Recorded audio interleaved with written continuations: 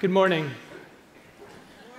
So I make mistakes. We've all made mistakes as people, as parents, but I want to share with you a mistake that my parents made in 1979. You see, my conservative Arab Muslim parents put me on an airplane and accidentally sent me to a Jewish summer camp in New Hampshire.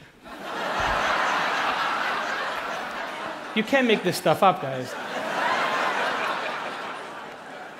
Took me 6 years to figure it out. I was the only one that didn't eat pork, okay? But by the time...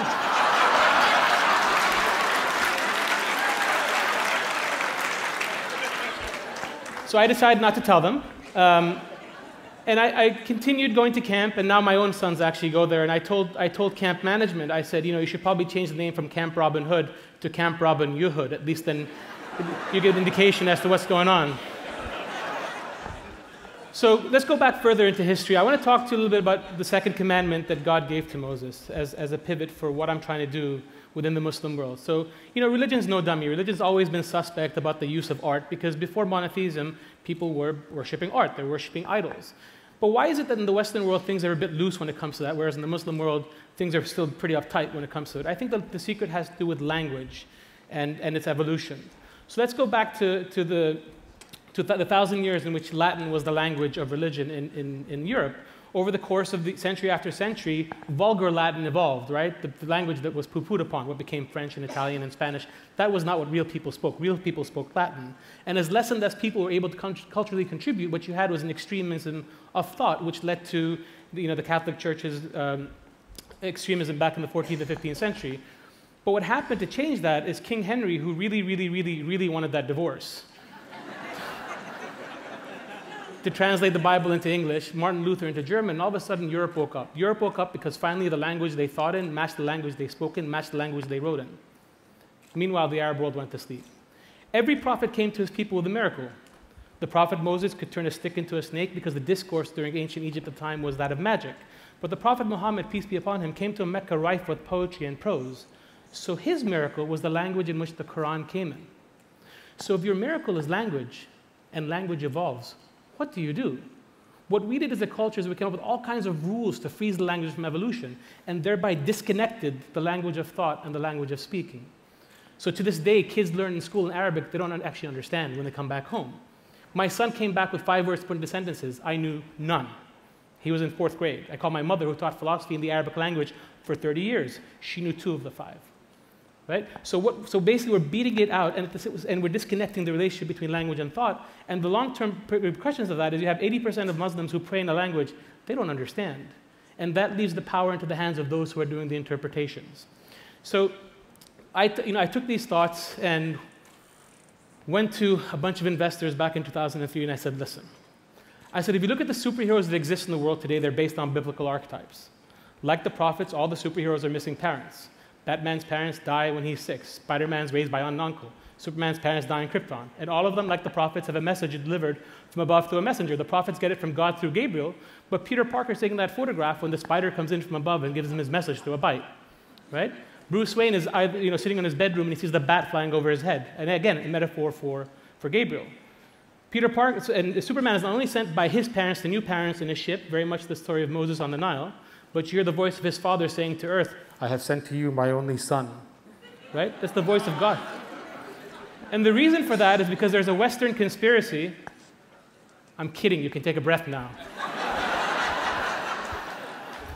The reason for that is the Bible is known as the greatest story ever told, right? It's new stories based on older architecture, so it's exciting, but it's also familiar. So my pitch to my investors is the only people doing this in our part of the world are the bad guys. Let me go in, get some content, secularize it, and create what became the 99. Over the past 10 years, I've been able to raise almost $40 million for this project from investors in the region, including Islamic banks, who wanted to be proactive in changing how our culture perceived itself and therefore how it's perceived by the world. The 99 are, in theory, 99 characters from 99 different countries. I say in theory because we've only done 37 of them so far. They're from Arabia, the US, Europe. They're from all over the place. They're boys and girls. The girls, some wear the hijab, some don't. One wears the full niqab. The idea is about diversity. It's not about there's one way to live your life. But we never discuss religion in the storylines at all. It's based on those values that Islam shares with the rest of humanity. And it's based on the 99 attributes of Allah in the Quran. Things like mercy and generosity and foresight, just basic human values.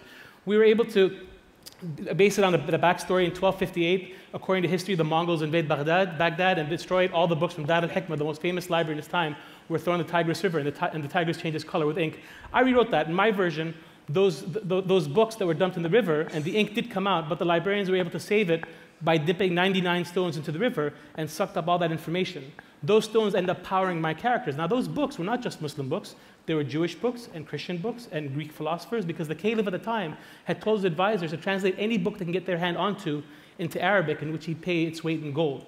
So from the beginning, the concept, they're from 99 countries, it's based on universal truths, and it's based on values that Islam shares with humanity. We had amazing reviews from the world's press, thousands and thousands of articles that came out supporting us in our mission, which is very fortunate. This led to a series that came out, the comic book series came out in multiple languages. It became the first intellectual property from the Muslim world to actually go outside the bounds of Arabia. The 99 Village theme park launched in Kuwait 5 years ago. It's not Disneyland, but we have 300,000 visitors a year, which is more than 10% of our population. And we did back-to-school products both in Spain and in Turkey. Our TV show is something I'm very proud of. It's out in 70 countries, from the US to China. It's out in Mandarin on Chinese, on Cartoon Network. It's out in Pakistan. It's been out in our region for a couple of years now. My writers are from all over the world. They're based in Hollywood. Stan Berkowitz has been trying to convince me he's Italian. I don't think so. So the point is that the content is just based, if you know what it is to be a good guy, then you can write for the 99. It's not about Islam. Nobody ever practices any religion within the series. We did a fun series with DC Comics in which the 99 end up partnering with Batman, Superman, and a Wonder Woman who found her clothes after 70 years of looking. It had to be a Gulf Arab male to pull this out, right? But she's actually wearing a jacket. She's in the desert, but she's wearing a jacket.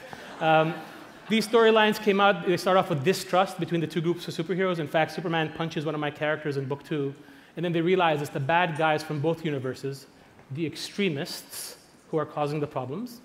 And then the 99 and Superman and Batman and the rest of them work cape to shoulder in fighting extremism. Now, this had a lot of people who supported it and a lot of people who criticized DC Comics. But one of the biggest support we got was from President Obama, who called it the most innovative response to his Cairo speech, which was a pretty big deal for us. That brought us to the attention to the world, of the world. And of course, the world includes people who want to control what Islam and its messaging means. So I got my first fatwa from Fox News.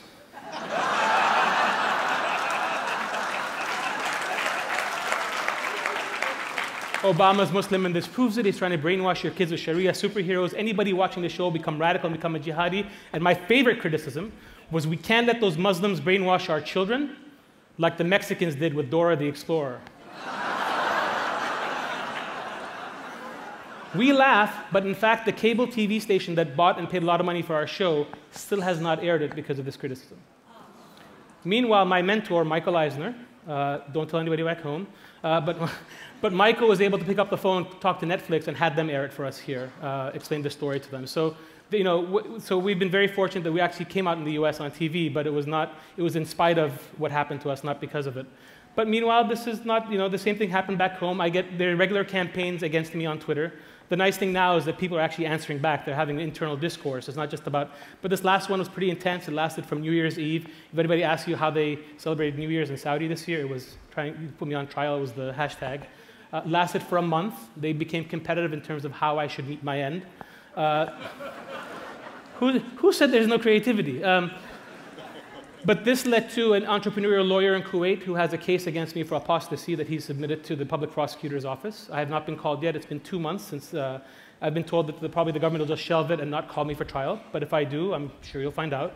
And that led to a very curious thing which happened 2 months ago, a fatwa from the Grand Mufti of Saudi. Now, this is interesting for a number of reasons. It's interesting because for 6 years, the 99 had been legal in Saudi Arabia. For 2 years, it's been on TV airing continuously. For the last 6 months, it's been off air because of the cyclical nature of programming, and the fatwa came out now.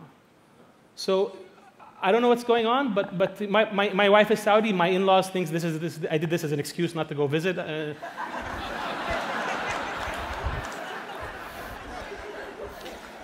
So our concept is a double bottom line project. So it's about financial return. It's also about social return. And the thing is that if you tell a kid enough times that they're stupid, they're going to start believing that they're stupid. And if you tell them enough times that they're a terrorist, they're going to start believing it too. So we were about kind of competing with the negative imagery, because media does not just reflect reality, media can create reality. And so, one of the things I'm proudest of is, when we were able to get on the cover of an international edition of Newsweek, typically if something had to do with Islam and is on the cover of Newsweek, it's not usually very good news. And so when I juxtapose the cover of 9/11 with that, you can see that what we've done is we've come a long way. And I'm going to just ask a question to wrap things up. But how many of you here have read The Catcher in the Rye? Show of hands. How many of you have killed in the name of that book? You laugh, but 34 years ago, Mark David Chapman shot and killed John Lennon with a copy of that book on him, and told police it was the book that drove him to kill. A year later, John Hinckley also tried to kill President Reagan. He too referred to the same book. So whose fault is that? The book, or the deranged lunatic who thought the author was speaking directly to him? Thank you very much.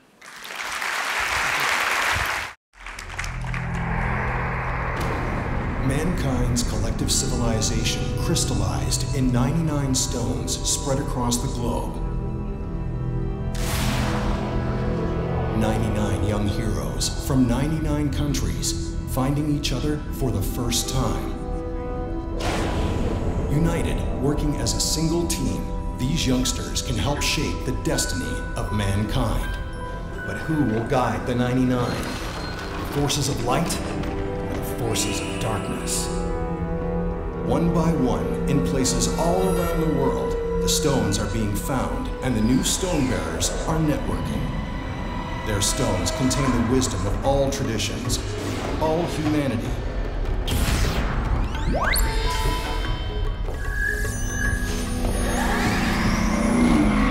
It's a race, but it's no game.